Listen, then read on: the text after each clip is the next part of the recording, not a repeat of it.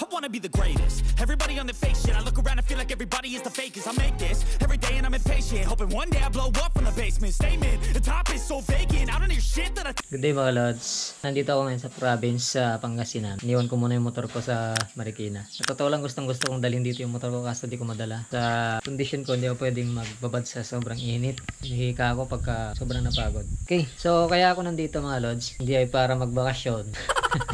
Meron talaga akong gagawin dito kaya ako nandito sa Pangasinan. Yan, dala-dala ko nga mga gamit ko mga lods. Kompleto yan. Lahat ng ginagamit ko sa pag-wirings, nandito lahat. Yun, so may dalawang motor kasi akong gagawin dito. Motor ng utol ko tsaka ng pamangkin ko. Isang Suzuki Smash 115 at tsaka isang Honda Beat na FI. Version 2 yata yun. O tama, version 2. Sa Smash 115 mga lods, kakabitan ko siya ng mini driving light. Tapos ipupulan ko na siya. Full maintenance. Lahat ng nakikita kong pwedeng i-maintenance sa kanya na kaya ko, gagawin ko na. Yun, so papalitan ko rin siya ng brake light switch. Panglikod to at saka pangharap nandito mismo sa loob. In-order ko pa to nung nasa Marikina pa ako. Ayan, yung switch dun sa harap kasi naka-disc brake sa harap. So sira na yung kanyang brake switch. Hindi na nag-click. Sa ganyan, no? Wala nang ganon. Ito naman sa likod, stock up na. Wala na rin. Ito pala yung bracket na binili ko para dun sa kanyang Smash. Napaka-solid ng bracket na to. Kaya mahal eh. Ayun, so i-flashing ko na rin. O i-bleed yung kanyang brake system sa harap kasi ano na yun, sobrang dugyot na yun. Pinabili ko na rin siya ng langis kasi i-change oil na rin natin. Pinabili ko na rin siya ng pang degreaser. Lilinisin na yung buong makina. Labas lang, pang labas na makina. Ano kasi yun guys, OFW yung utol ko. Kasi ngayon lang siya nakauwi. After 2 years, hindi masyadong nami-maintain yung kanyang motor. Mga basic maintenance lang yung nagagawa. May dala rin akong mga tools. You know, kompleto tayo dyan. Tapos yung aking Bosch na snail horn, kakabit ko na sa motor niya yan. Mamimili na lang siya dito sa Bosch ni Airworks na sponsored niya. You know, yung twin horn pang Innova. Yan, pili na lang siya dyan kung anong gusto niya. Yan, dito yun yung ano natin. Gamit pang wirings, test light, multi-tester natin, mga wires, relay socket, connectors, syempre, tape, diode. Hindi ako gumagamit ng ordinary relay. Ito kasi yung nakasanayan na namin gamitin. Heavy duty siya. So, hindi swimming yung inuwi ko dito. Magme-maintenance ako ng motor. Tsaka magkakabit ng mga accessories. Maya gagawin ko na yung motor niya. Pinabili ko lang muna siya ng ibang gagamitin. Kagaya ng langis. Tsaka oil filter. Kasi hindi na napapalitan yun ng oil filter. Tapos yung change oil nun, last year pa. Imagine, no? Last year pa yung kanyang last na change oil. December pa yata or November. O, diba? Ganun katindi na. Ganun katindi mag-maintenance dito sa probinsya. Napakatagal ng duration ng pag-change oil. Hindi naman natin masisi yung gumagamit kasi ano siya, pag babae yung gumagamit. Hindi masyadong maalam sa maintenance. Tsaka hindi naman ganong gamit yung motor. Kaya okay lang naman siguro. Titignan na lang natin mamaya kung anong status ng kanyang langis. Baka mamaya ang konti na na. Yan, santayin ko lang yung motor. Yan, update ko kayo mamaya. Uunahin ko muna yung Smash. Update ko kayo mamaya. Let's go.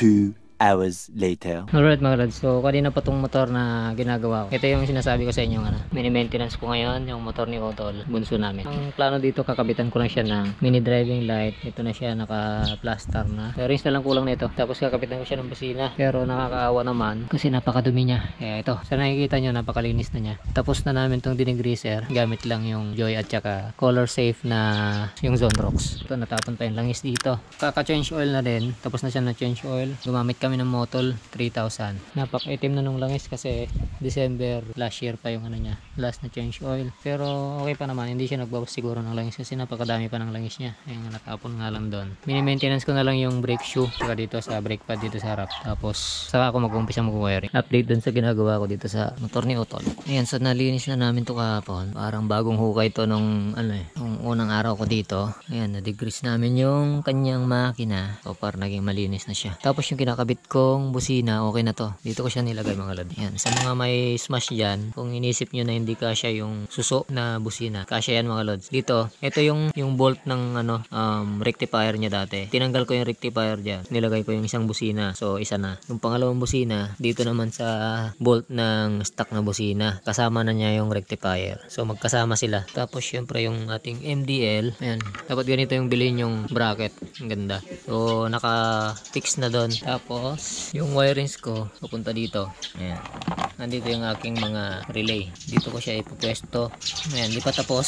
Itong mga nakalabas na wire, ito yung para sa mini driving light. Yung sa busina, ito tapos na. Iki-cable ko na lang yan. So mag-ano na lang ako. Mag-organize na lang ng aking wirings. Tatapusin ko muna yung mini driving light. Dito ko ipupwesto yung ballast sa part na to. Tapos ito yung kadugtong. Ayan, para maganda. Tinespit na namin yung kanyang dibdib. Nakaganyan siya, magkakasya. Okay naman kung ganun yung pwesto. Yung kanyang mga fuse nandun sa loob ng box sa may battery. Ayun, so itutuloy ko na lang to para matapos ko na to. Pag nasa probinsya talaga minsan hindi na inaalagaan yung motor. Pero depende yun sa may-ari. Ito pala, na-bleed ko na rin to. Napalitan na yung nito, pang Mio to mga lads. Yung ginamit niyang caliper, braking system sa harap, pang Mio. Pang Mio din tong baso. Tsaka ito, yung hub. Yan, okay na to. Pati yung preno sa likod. Ayan, yung drum brake dito napalitan na rin. Ito yung luma. Na-adjust na rin yung kadena, intention. Dating lawlaw yan. Ngayon, sakto na lang. Malinis na siya ngayon. Compare nung pagbukas namin. Sobrang dumi. Okay, mini driving light na lang ang gagawin ko ngayong araw. Tapos, okay na. Update ko na kayo mamaya. Ayan, so dito ko siya ilalagay yung switch. Ang gagamitin kong switch, yung ordinary lang na 3-way switch. Kasi medyo pangit tignan pagka sa side mirror ilalagay yung domino. Kaya ito na lang. Ayan, pasok na yan. Ginamitan ko lang yan ng cutter. Mawiringan na lang to. Yan, update lang sa Smash. Yan, marami kaming dito pinalitan. Sana to yung kanyang brake system dito sa harap. Ito buo to na pinalitan kasi ito yung luma, tagas-tagas na, mabubulok na. Sira din yung brake switch dito. Tapos naputol. Ayun, naputol siya. Sakto naman kasi papalitan siya. Okay lang maputol. Ito na, nakapwesto na yung mga ilaw. Ano lang namin mamaya, susukatin namin yung taas tsaka baba. Okay na to. Naka-cable tayo na. Pwede na yun rin yung busina. Nagpa-passing siya, horn with passing. Kasi ito yung kanyang management ng wire. Nandito lahat sa batalya. Tapos dito ko pinesto yung relay ng mini driving light tong dalawa. Tapos yung isa, relay ng loud horn. Naka cable tie dito sa kanyang U-box. Babalik na namin yung kaha. Bumili na rin pala siya ng grasa. Di pa namin ito nare-repack lahat. Ito, pinalitan to. Yung brake switch dito sa likod, pinalitan lahat. Babalik na lang namin yung kaha, tapos magte-testing kami mamayang gabi. I-set namin. So malinis dito sa harap. A few moments later. Alright.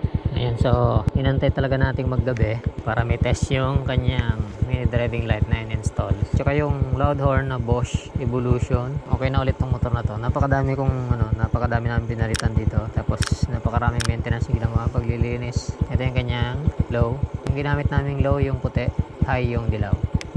Ayan yung kanyang low. Ganyan lang kalapit yung gusto ni Putol. At yeah, yung high niya. Ganun. Diba? Liwanag. Tapos, yung kanyang passing. Kahit naka-low yan, may passing pa rin yan. Naka-high, may passing pa rin yan. O, diba? Nice. Kailangan magmumotor kasi hindi mainit.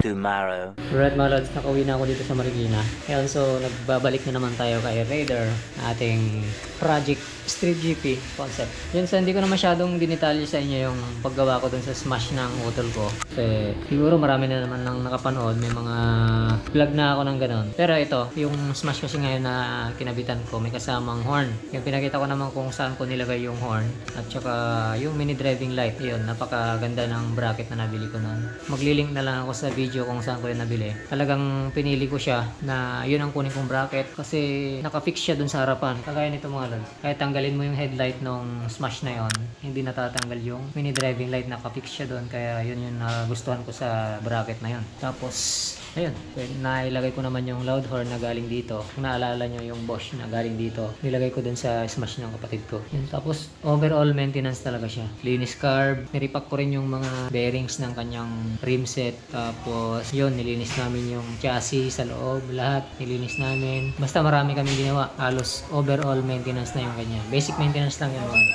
wala naman sa loob ng makina, hindi namin ginalaw kasi wala namang problema, napaka-smooth pa ng makina. Change oil din siya, change oil filter, lahat ginawa na namin para minsanan lang yung pagbabaklas ng mga kahanon. Pagkatapos noon, napakaganda ng takbo niya ulit. 6 years old din yung ano na yon, yung motor na yon, 2017 model din. Carb type pa siya. First generation niya tayo ng Smash. Hindi ko na masyadong binidyohan yung testing kasi pinakita ko na lang kung saan ko siya in-install or saan ko siya pinesto. Ayun. So, ang next project ko dito sa motor ko na to, ayun yung inaantay ko. In-order ko yun bago ako umuwi ng Pangasinan. Habang nandun nga ako, dumating yung parts. Ayun yung magiging next na project ko.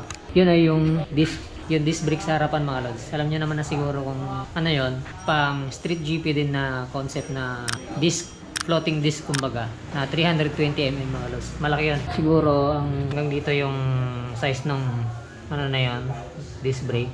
Tapos magkakaroon ng extension yung bracket na to, magkakaroon pa ng extension dyan na isa para magiging malaki yung disc brake. Parang ganyan kalapad siya mga lods. From Indonesia pa yun mga lods. Ayun, so dito na ako mag-outro mga lods dun sa vlog ko sa Pangasinan na about sa Smash. Ayun, so hanggang dito na lang tong video na to mga lods. Ride safe sa lahat. Peace.